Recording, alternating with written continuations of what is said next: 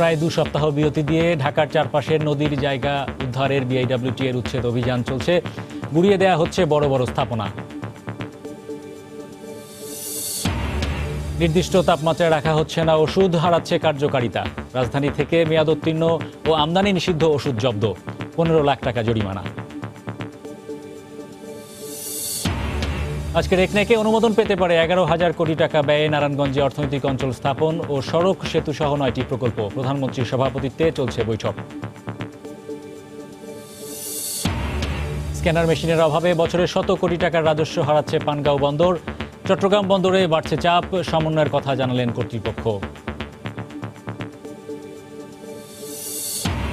এবং ভারত পাকিস্তান উত্তেজনার মধ্যেই যুক্তরাষ্ট্রের বাজারে ভারতীয় পণ্যের শুল্কমুক্ত প্রবেশাধিকার জিএসপি সুবিধা প্রত্যাহার করে নিচ্ছে ওয়াশিংটন।